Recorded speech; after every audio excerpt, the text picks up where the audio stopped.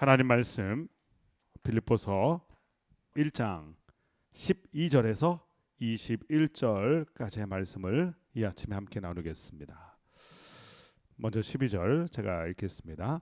형제들아, 내가 당한 일이 도리어 복음 전파의 진전이 된 줄을 너희가 알기를 원하노라.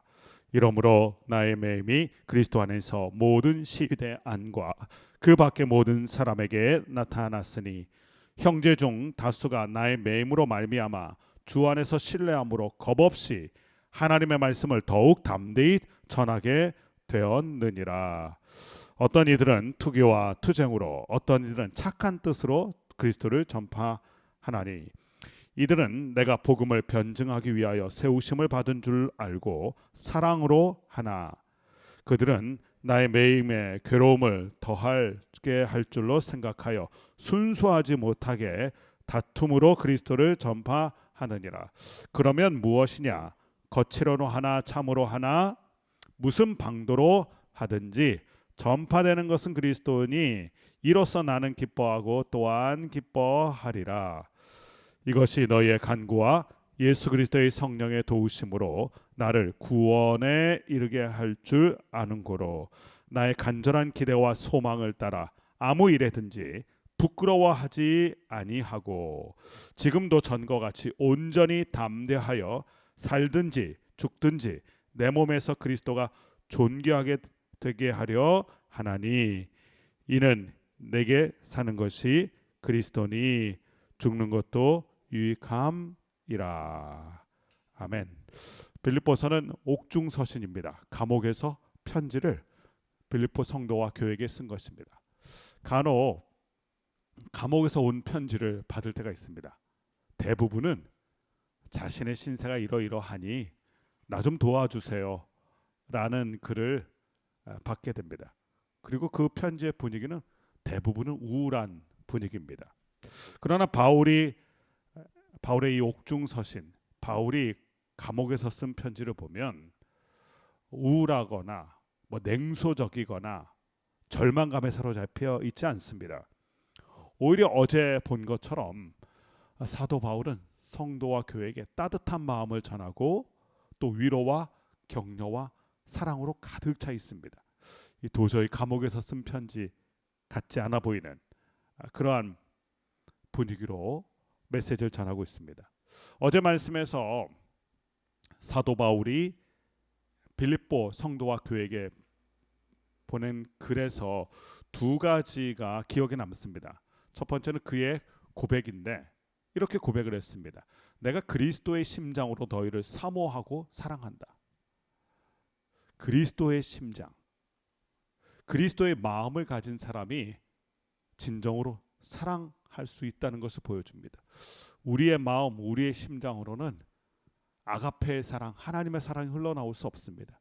우리 안에 예수 그리스도의 심장이 뛰어야 하나님의 사랑을 흘러 보낼 수 있습니다. 마치 심장 이식 수술한 것처럼. 그래서 날마다 우리가 이런 고백을 해야 됩니다. 주님의 마음을 본받게 하여 주십시오. 주님의 마음을 갖게 해 주십시오. 주님의 심장을 갖게 해 주십시오. 두 번째는 빌립보 교회에게 이렇게 편지를 했습니다. 너희 사랑이 더욱 풍성하기를 원한다. 성도와 교회의 본질은 결국 사랑입니다. 사역이 아니라 사랑이다. 이 사랑이 교회로 교회답게 만들고 성도를 성도답게 만듭니다. 우리도 늘 이 기도 제목이 필요할 것입니다. 주님, 우리 안에 주님의 사랑이 더욱 풍성하게 되기를, 내 안에, 우리 가정 안에, 우리의 일터 가운데, 우리의 공동체 가운데 주님의 사랑이 넘쳐 흐르게 해주십시오. 이것이 사도 바울의 고백과 기도 제목이었습니다. 오늘 말씀 보면 사도 바울이 처한 상황이 자세하게 기록되어 있는데 12절 말씀 보면 이렇게 되어 있습니다. 내가 당한 일. 우리가 보통 당했다는 표현할 때는 다 힘든 일입니다. 내가 겪고 있는 일 하면 덜 힘든 거고요. 내가 지금 당하고 있는 일 하면 사실 버거운 일이죠. 힘든 일이고 어려운 일이고. 그래서 이 표현으로 봐서 지금 바울의 상황이 쉽지는 않다. 당한 일이다. 어려운 상황이에요. 그런데 놀라운 반전이 일어나는데 도리어 복음 전파에 진전이 되고 있다. 바울은 매여 있습니다. 감옥에. 착고에 차여 있습니다. 그런데 복음은 매이지 않는다. 이게 복음의 능력입니다. 복음은 우리가 가진 한계에 갇히지 않습니다. 복음은 우리가 매였어도 절대로 매이지 않는다. 이것을 알 수 있고요. 13절 말씀 보면 나의 매임이 모든 시위대안과 그 밖의 사람들에게 나타냈다. 바울이 로마 감옥에 처음 왔을 때는 가택연금 수준이었습니다. 좀 불편하긴 해도 사람들을 만날 수 있었고 그 사람들에게 복음을 전할 수 있는 약간의 자유가 있었는데, 그런데 상황이 더 안 좋아진 거예요. 시위대 안에 갇히게 되었다. 악명 높은, 우리식으로 말하면 감옥에서 독방 신세가 된, 더욱더 불편하고 어려운 상황에 사도 바울이 놓이게 된 것입니다. 그런데도 뜻밖의 고백을 하죠. 복음이 전파되고 있고 오히려 더 진전된 상황으로 나아지고 있다. 바울의 상황은 어떻습니까? 점점 악화되고 있는 상황입니다. 그런데 복음은 더 활발하게 전해지고 있다. 이것 때문에 사도 바울이 감옥 안에서도 평안할 수 있었고, 감옥 안에서도 기뻐할 수 있었고, 감옥 안에서도 찬송할 수 있었던 것입니다. 그러면서 그 복음이 전파되는 것을 얘기하고 있는데, 우리는 이 감옥 안에서, 특별히 독방과도 같은 이 시위대 안에서 사도 바울이 어떻게 하고 있었을까 힌트를 얻을 수 있는 말씀이 있습니다. 사도행전 16장 24절 25절 말씀 보면 이런 말씀이 기록되어 있어요.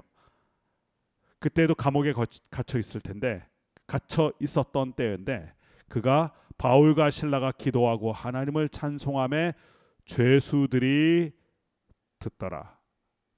감옥 속에서 그 불편한 상황에서 사도 바울이 늘 했던 게 뭡니까? 한탄했던 게 아닙니다. 내가 어쩌다 이런 상황까지 오게 되었는가?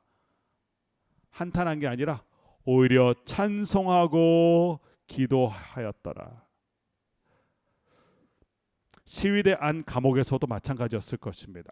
찬송하고 기도하고 한숨 쉬고 불평하고 원망하는 게 아니라 주님을 찬송하고 주님께 기도하고, 그랬더니 어떻게 됩니까?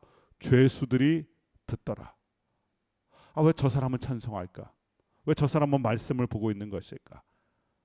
왜 저 사람은 기도를 하고 있을까? 전혀 다른 모습의 바울을 통하여서 도전을 받게 된 것입니다. 이런 놀라운 일들이 로마 감옥에서도 계속됐을 거고요. 특별히 이 시위대 감옥은 로마 황제를 호위하던 황제의 직할 부대입니다. 그래서 이 시위대를 지키는 사람들은 사실 엘리트들이죠. 그리고 이들이 사도 바울을 만나게 되는데, 사도 바울은 이 감옥에 갇혀 있으면서 사교대로 4명이 계속해서 돌아가니까 하루에 16명의 사람들을 계속해서 만나요. 보통 감옥은 한 사람이 여러 죄수를 감옥 안에서 돌봅니다. 감시합니다. 그런데 시위대 감옥은 달라요. 엄격하기 때문에 4명의 사람이 4개 조로 이루어서 계속해서 엄격하게 감시합니다. 더 불편한 상황이죠. 그런데 사도 바울은 다르게 생각해요. 하나님이 복음을 전할 수 있도록 사람들을 계속해서 보내주시는구나. 그래서 그 사람들에게 계속해서 하나님의 나라를 선포하면서 복음을 전했던 것입니다. 하나님의 복음 전할 기회를 더 주신다라고 생각했던 거예요. 상황이 문제가 아니에요. 상황을 해석하는 능력이 중요해요. 보통 사람 같으면 왜 이렇게 많은 사람이 나를 감시하나 싶은데, 사도 바울은 이 많은 사람에게 복음을 전할 수 있도록 하나님이 기회를 주시는구나. 전도할 수 있는 기회가 자연스럽게 로테이션 되면서 사도 바울에게 주어졌던 것입니다. 결국 중요한 건 우리에게 주어진 상황을 믿음으로 해석해낼 수 있는 능력입니다. 그것 때문에 사도 바울은 오늘 이렇게 표현하는 것입니다. 복음 전파의 진전이 이루어지고 있다. 이 모든 게 복음 전파의 기회로 하나님이 주신 것이다. 생각하지도 않았던 새로운 복음 전파의 돌파구가 열렸다. 이렇게 하나님께 감사하고 찬송하고 있는 것입니다. 어떻게 보면 상황은 더 안 좋아졌어요. 그런데 그 상황을 해석하는 믿음의 능력이 사도 바울에게 더 커지는 것입니다. 제가 들었던 간증 중에 생각나는 간증이 하나 있는데, 초등학교 선생님인데 초등학교 선생님이 가장 어려운 학년이 1학년입니다. 학년이 높아질수록 사실 쉬운데 1학년은 처음 엄마 아빠 곁을 떠나서 낯선 학교, 특히 또 친구들과 수업을 받아야 되기 때문에 챙겨야 될 게 많은 거예요. 준비해야 될 게 많고 아이들을 세세하게 돌봐야 되고 세심히 돌봐야 되고. 그래서 보통 선생님들은 1학년 맡는 것을 꺼려하는데 이 청년은 1학년을 계속해서 자진해서 맡았다는 거예요. 왜냐하면 학년이 지나도 1년이 지나도 해가 지나도 늘 새로운 아이들이 오기 때문에, 그리고 어떻게 보면 긴장된 상태로 와서 선생님을 가장 의지해야 되는 그때이기 때문에 이런 아이들은 잘 돌봐주고 이런 아이들을 위해서 기도해주면 아이들이 기도해주는 선생님, 또 말씀을 보는 선생님, 또 그리스도의 심장으로 섬기는 선생님을 보면서 기독교에 대해서, 교회에 대해서 친화적인 마음을 갖기 때문에 복음 전파에 정말 귀한 기회가 되기 때문에 본인이 자진해서 1학년 수업을 계속해서 맡는다는 거예요. 많은 분들은 그렇게 하기를 싫어하는데 본인의 삶의 자리를 복음 전파의 기회로 삼고 또 복음의 좋은 돌파구가 되기 때문에 본인이 그렇게 자처해서 맡는다는 고백을 들으면서 깊은 감동을 한 적이 있습니다. 사도 바울도 마침 그런 고백을 하고 있는 거죠. 12대 안에서 더 어려운 상황이지만 오히려 복음을 전할 수 있는 귀한 기회가 되었다. 이렇게 고백하고 있는 것입니다. 이런 바울의 모습이 감옥 안에서도 복음 전파의 놀라운 기회와 도전이 되었지만 14절 말씀 보면 마치 나비 효과처럼 교회를 깨우는 소식이 되었습니다. 14절 보면 이렇게 되어 있죠. 나의 매임으로 말미암아 주 안에서 신뢰함으로 겁없이 하나님의 말씀을 더욱 담대히 전하게 되었다. 이들은 누굽니까? 바울이 그렇게 복음을 전하고 있다는 소식을 들은 외부 사람들, 다른 형제들입니다. 그 중에는 이런 생각 가졌던 사람도 있었을 것입니다. 아, 바울처럼 복음 전하다가는 감옥에 갇히는 험한 꼴 당하겠구나. 더 힘들어지겠구나. 이제부터는 예수 믿는 척만 하지 예수를 전하는 건 좀 몸살아야 되겠다. 이런 사람이 더 많았을 거예요. 그런데 사도 바울의 그러한 소식을 들으면서 다른 생각을 가진 사람들이 등장한 것입니다. 오히려 도전을 받았어요. 소극적으로 안주하고 있었던 사람들이 깨어나서 겁없이 하나님의 말씀을 더욱 담대히 전한다. 아, 복음을 전하려면 사도 바울처럼 전해야 되겠구나. 감옥에 갇혀서도 복음을 전하는 저 모습 있다면 그 모습을 따라서 우리들도 겁없이 하나님의 말씀을 전해야 되겠구나. 믿음의 도전이 된 것입니다. 사도 바울의 모습이 그들을 약화시킨 게 아니라 오히려 그들을 강화시킨 것입니다. 이런 모습은 사도행전에서도 나타나죠.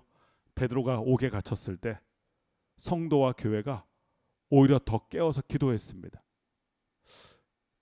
베드로처럼 믿다가는 우리도 감옥에 끌려가겠구나라고 생각한 게 아니라 믿으려면 베드로처럼 믿어야 되겠구나. 오늘 말씀도 마찬가지예요. 복음을 전하려면 사도 바울처럼 전해야 되겠구나. 죽음을 각오하고 전하는 모습에서 강력한 도전, 영적 자극을 받았던 것입니다. 그러니까 사도 바울은 감옥 안에서나 감옥 밖에나 지금 선한 영향력을 끼치고 있는 거예요. 감옥 안에서는 복음을 처음 들어본 사람에게 복음을 전하고 감옥 밖에 있는 성도와 교회에게는 강력한 영적인 자극을 주고 있고, 이것이 바울의 모습이에요. 그런데 안타깝게도 오늘 15절에서 17절 말씀 보면 바울이 갇혀 있고 바울이 매여 있는 상황을 보면서 이때다 싶었던 사람들이 있어요. 그것이 어떤 사람들이냐면 15절 말씀에 어떤 이들은 투기와 투쟁으로 그리스도를 전파한다. 17절 말씀 보면 그들은 나의 매임에 괴로움을 더할 줄로 생각하여 순수하지 못하게 다툼으로 그리스도를 전파한다. 사도 바울은 오해를 많이 받았던 선교사입니다. 왜냐하면 그가 했던 일이 있거든요. 교회와 성도를 핍박했던 일. 예수님을 극적으로 만나서 변화되긴 했지만 그 전에는 복음을 박해하던 사람, 교회를 핍박하던 사람, 그런 이미지가 남아 있기도 했고요. 또 복음을 전하다 보니까 경쟁자들도 생겼던 거예요. 그러니까 그 경쟁자들은 봐라, 바울은 원래 옛날에 그랬던 사람이다. 자, 봐라, 바울은 베드로와 같은 예수님의 제자는 아니다. 정통성에 의심이 생긴다. 이렇게 바울에 대해서 불편한 감정을 가지고 경쟁하듯이 투기와 투쟁으로 바울을 깎아내리면서 복음을 전했던 사람들이 있었던 거예요. 그러면서 이렇게 얘기했겠죠. 봐라, 그러니까 바울이 감옥에 갇혔지. 바울의 안타까운 상황을 오히려 역이용했던 사람들이 등장했던 것입니다.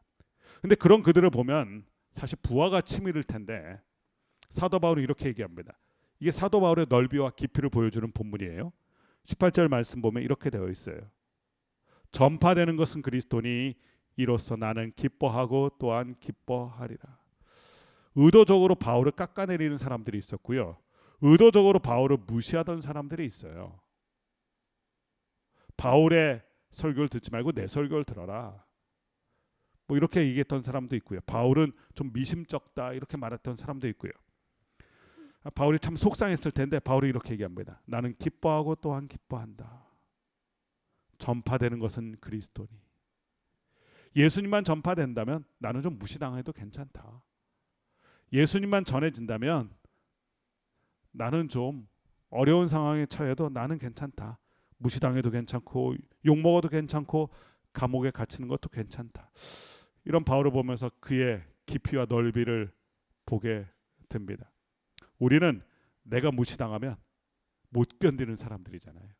근데 바울은 예수님을 위해서라면, 예수님이 전파된다면 본인이 존재감이 없어도 무시당해도 그것을 개의치 않았던 사람입니다.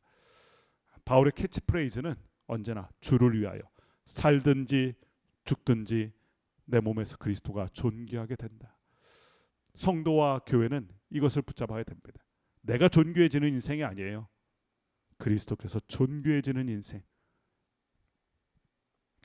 그것이 사도 바울이었습니다. 그래서 사도 바울은 감옥에 갇힌 것을 부끄러워하지 않았고 감옥에 갇혔어도 오늘 보니까 기뻐한 것입니다. 예수님이 전해진다면, 예수님이 전해줄 수만 있다면 내 상황이 악화되어도 내가 무시를 당해도 나는 기뻐한다. 이것이 사도 바울의 고백입니다. 오늘 말씀의 후반부 19절부터 21절 말씀 보면 그런 바울을 흔들리지 않도록, 그런 바울을 든든하게 붙잡았던 두 가지가 나옵니다. 19절 말씀 보면 이거 이렇게 되어 있죠.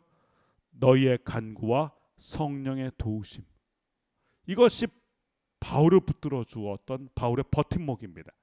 우리에게도 이 두 가지가 필요합니다. 바울이 감옥에 있을 때 성도들이 기도했어요. 중보기도 한 거죠. 어떤 기도를 했을까요? 주님, 바울을 보호해 주십시오. 흔들리지 않도록 도와주십시오. 그 믿음이 흔들리지 않도록 견고하도록 붙잡아 주십시오. 우리는 상황에 따라서 많이 흔들리거든요. 그래서 바울을 흔들리지 않도록 붙잡아 줬던 게 성도들의 간구입니다. 우리도 이것을 본받아야 돼요. 우리 주변에 흔들리는 분들이 있고 어려운 상황에 처한 분들이 있습니다. 그분들을 위해서 간구해야 됩니다. 넘어지지 않도록, 흔들리지 않도록. 두 번째는 성령의 도우심이 있었다. 성령님께서 위로해 주신 것이죠. 감옥에 있을 때 독방과도 같은 그 신세, 외롭고 고단한 삶을 살아갈 때 성령님이 바울을 위로해 주셨어요. 찬송가 가사 중에 그런 가사가 있습니다. 누군가 널 위해 기도하네. 오늘 말씀 보니까 성도들의 기도가 있고요, 성령님의 도우심이 있어요. 이 두 가지가 우리를 살립니다. 성도들의 기도, 성령의 도우심. 요즘 우리가 SNS 많이 합니다. SNS 친구 추천하고 뭐 친구 많이 찾죠. 근데 우리에게 진짜 필요한 건 SNS 친구가 아니라 SOS를 할 수 있는 친구예요. 내가 힘들 때 영적인 SOS를 할 수 있는 친구들. 여러분, SNS 친구들은 내가 위기에 처하면 다 도망갑니다. 그런데 믿음의 동역자들, 다니엘을 보십시오. 다니엘이 위기에 있을 때 함께 금식하며 기도했던 친구들. 마가복음에 나왔던 말씀을 통해서 들었던 중풍병자의 친구들 보십시오. 가족들도 포기하고 그 인생이 홀로 외롭고 고단한데 믿음의 친구들이 그를 들쳐업고 예수님께 나아가 도와달라고 간청하는 모습들. 누가 우리를 살립니까? 결국 믿음의 동역자들, 성도의 기도, 그리고 성령의 위로와 도우심. 바울이 그 고백을 하고 있는 거예요. 나는 너희들의 기도 때문에 힘을 내고 있다. 성령의 위로하심 때문에, 성령의 도우심 때문에 다시 한번 힘을 내고 있다. 그래서 그가 이렇게 고백해요. 20절 21절 말씀 보면 살든지 죽든지 내 몸에서 그리스도가 존귀하게 되게 하려 하나니 이는 내게 사는 것이 그리스도니 죽는 것도 유익함이라. 얼마나 담대합니까? 이 담대함이 어디서 나왔습니까? 성도의 기도와 성령의 도우심. 이것이 바울로 담대하게 만들었던 것입니다. 상황에 위축되지 않았던 것입니다. 바울을 무시하는 사람들의 그 소리에 바울이 무너지지 않았던 거예요. 이 두 가지가 바울을 견고하게 세웠던 것입니다. 오늘 큐티 제목을 보니까 이렇게 되어 있습니다. 복음 전파를 기뻐하고 그리스도를 높이는 삶. 만약에 바울이 바울 중심의 삶을 살아갔다면 이 상황은 견디기 힘든 상황이에요. 무시를 당하고 있죠. 상황은 좀 더 악화되고 있죠. 이럴 때는 정말 무너지기 쉽상입니다. 정말 무너지기 쉬운 일이에요. 그런데 무너지지 않고 견고하게 붙들고 있는 이 바울을 보면 그가 예수님이 중심인 삶이기 때문에 그렇습니다. 예수님이 전파되는 것을 기뻐했던 삶이기 때문에 무너지지 않았고, 또한 그를 견고하게 붙잡고 버팀목이 되어준 두 가지, 성도의 기도와 성령의 도우심. 오늘 이 은혜가 우리 가운데도 있게 되길 바랍니다. 우리가 늘 내 중심이 아니라, 나 중심이 아니라 그리스도의 중심으로 살아가고 살든지 죽든지 그리스도께서 존귀하게 되시는 것, 그리고 여러분들을 붙잡을 수 있는, 붙들어 줄 수 있는 성도들의 기도와 성령의 도우심. 오늘 이 아침 기도할 때 우리로 생각나게 하는 분, 그분을 위해서 성도의 기도를 드리길 바라고, 또 우리를 견고하게 붙들어 주시는 성령의 도우심으로 우리가 오늘도 견고하게 세워지는 은혜의 역사가 있게 되기를 주님의 이름으로 간절히 축원합니다. 기도하겠습니다.